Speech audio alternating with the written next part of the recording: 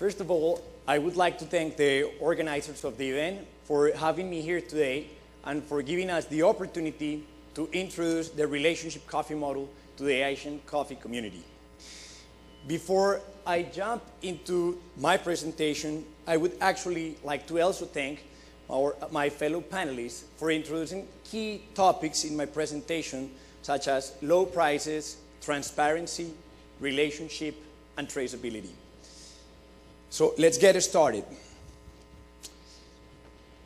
2 weeks ago, as part of our Let's Talk conferences cycle, the founder of our company asked to a group of experts, is our industry broken?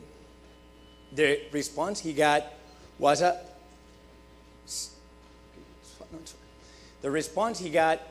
sound yes. The problem with coffee trading and the fundamental issue that undermines the long-term sustainability of coffee production worldwide is that we see trade through the lens of the sea market. Coffee prices have been falling constantly over the last 12 months for over 45%. Coffee growers are facing challenges such as climate change, coffee leaf rust, and many others. But due to very low prices, as one of the fellow panelists explained already, there's little or no investment in the coffee future.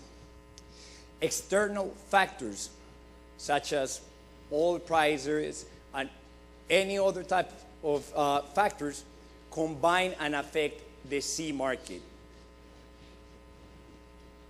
Very important to say, the current coffee prices are not fair nor sustainable. Cost of production in many of the countries where coffee is being grown internationally are actually above the current market prices. Therefore, this business is just not viable for small farmers. Let me just give you a quick look of the traditional coffee supply chain. As you can tell, we have the farmers, we have wet mills, dry mills, there's the importer there, the roaster, and finally the retailer. There's clearly a disconnect here in the flow of information, and the producer is not necessarily related or presented in any form to the final consumer, to the roaster, to the community. The credit for the quality is being taken away from him. These type of traditional models constantly characterized because there is a lack of information and a lack of transparency when coffee is being traded. So I'm going to give you 2 quick examples of the way coffee can easily come to the hands of an international buyer. Since these slides are not present in the booklet you have, I'm going to just take an extra time to present them to you and read them slowly. So first, the farmers would form premium groups and harvest cherries on a specific day.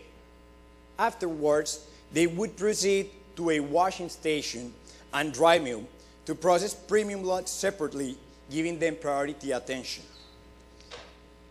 That is followed by when the exporter sells specialty coffee processed beans at a pre-agreed price with certain quality level and quantity to an international buyer. The other method is where you would actually see the cooperatives or the producing associations at origin doing most of those operations themselves. So they would go all the way from the farmer up to the dry mill. What's very important to mention here is that, again, there is a lot of lack of transparency, and middlemen can be involved in this operation constantly.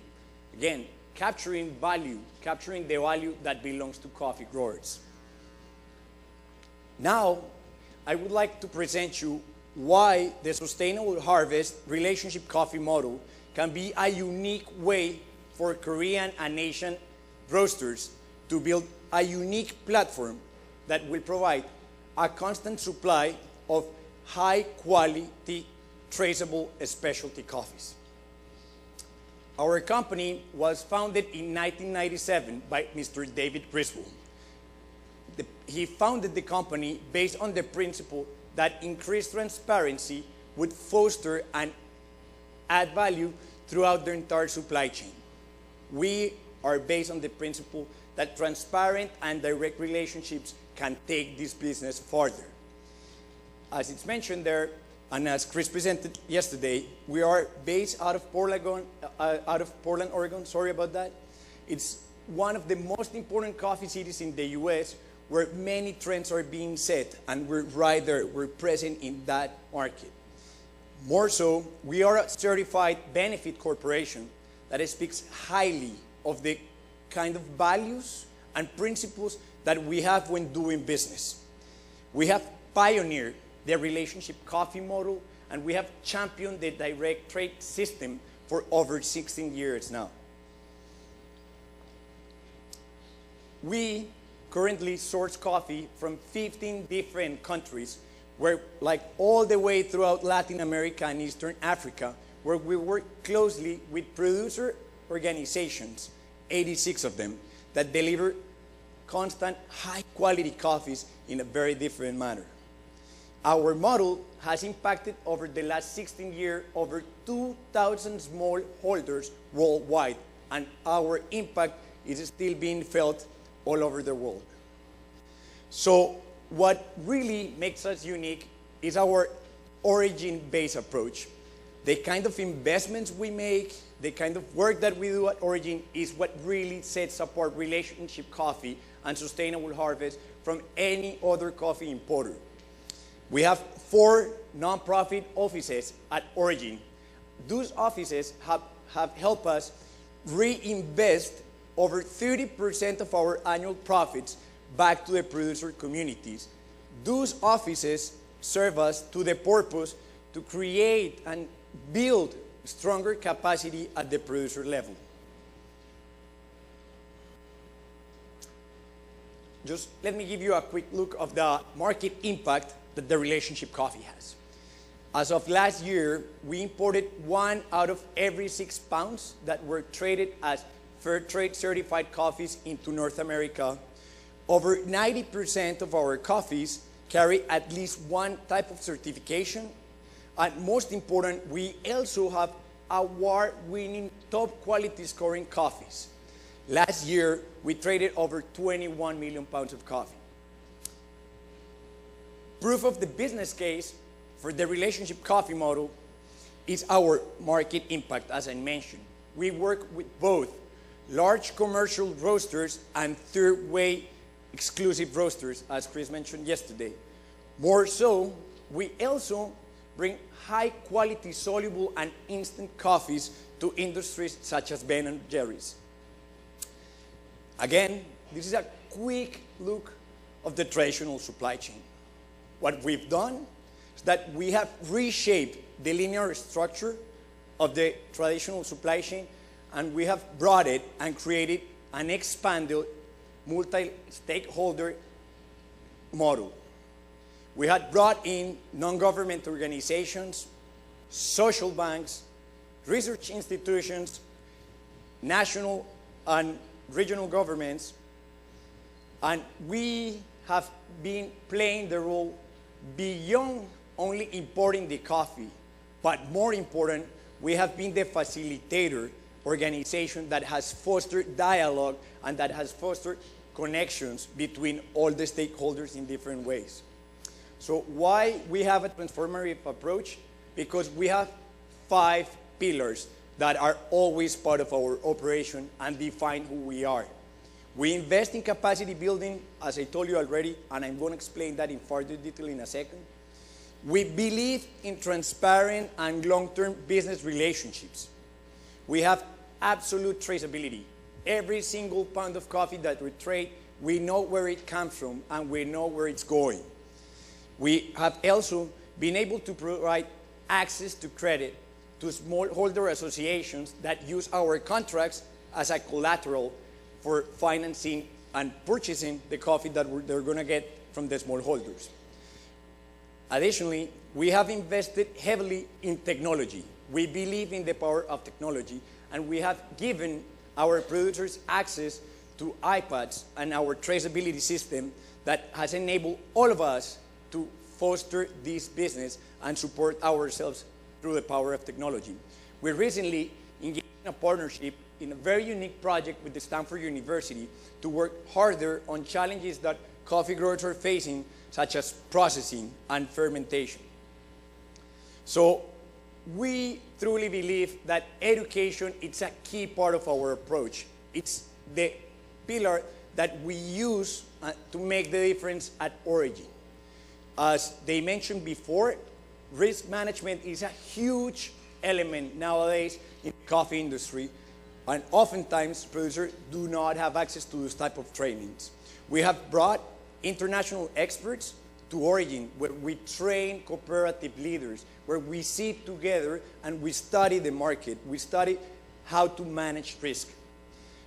Again, our capacity building has been shown in the trainings that we have done for quality.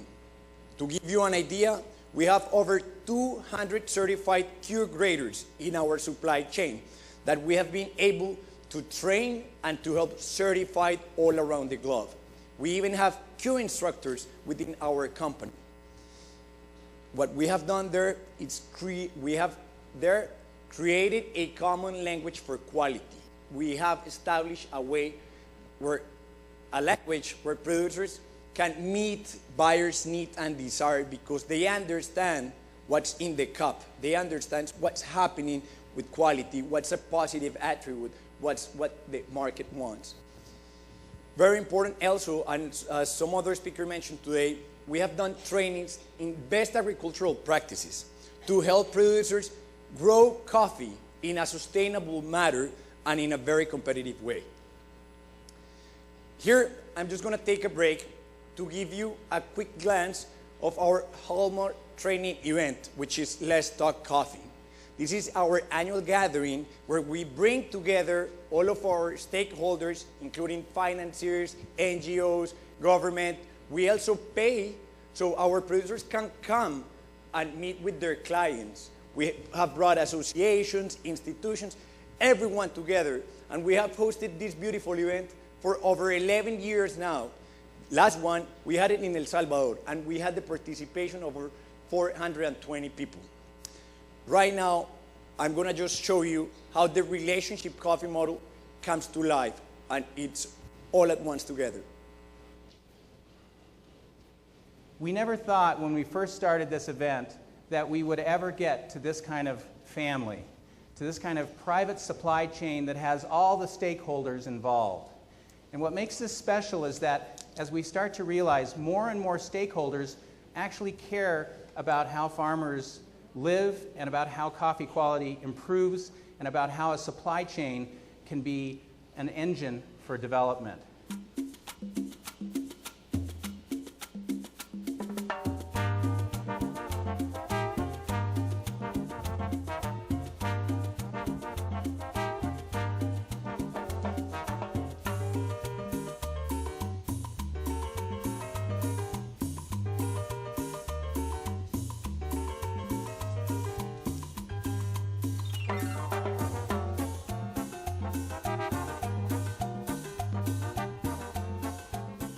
It's an honor to be at Sustainable Harvest 10th anniversary Let's Talk Coffee. What a huge accomplishment. And when you think about just the measure of what 10 years of engagement really looks like and what the benefits of that prolonged and systematic and repeat engagement has, I think we're all here and have our own stories of how that level of engagement has changed the way we do business and changed the way we think about one another. We're looking at specialty coffee because specialty coffee has made a huge change in how business practice is done over the years. The 4 people who are sitting with me, they've taken throughout their own brands and companies new and creative ways to deliver impact, to identify their farmer supply chains, to be able to work in partnership with them year over year in a way that's beneficial on both sides. We all come here with a really open mind. I mean, we had people from the size of, tiny little roaster in Portland, all the way up to, potentially the biggest coffee buyer in the world, Walmart, here, and everybody was very open, I thought, and just sharing ideas and just really trying to come together and figure out how we're going to address some of the looming problems in coffee. We're trying to take artisans, small-scale producers, who are producing with passion, people like you in this room, companies like Sustainable Harvest, and our partners Coffee Extracts. And we want to find ways to scale up that production so that it can become larger and have larger impacts in the world.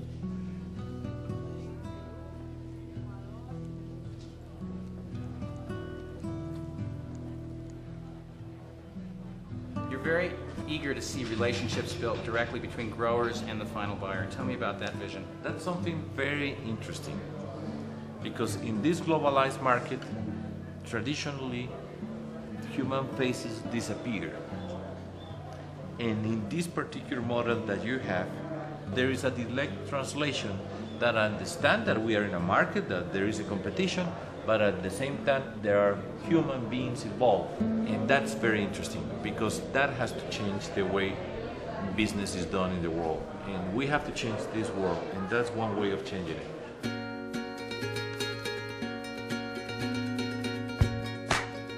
Hablemos de Café es la oportunidad máxima que tiene un agricultor, un empresario, un participante de la vida cafetera en aprender, conocer y compartir experiencias en un espacio de 4 días, pero que se convierten en el trabajo de todo un año. I think what makes it so special is the fact that you have practically all the links in the coffee chain together. There is so much of transparency, there's so much of friendship, there's so much of knowledge exchange, and there is so much of coffee, but coffee in a very beautiful sense. In the sense you learn science of coffee, you learn the art of coffee, you have the entire coffee chain coming together, and I think that is something which is, in fact, in my opinion, it's very difficult to achieve, and that's what Let's Talk Coffee has achieved.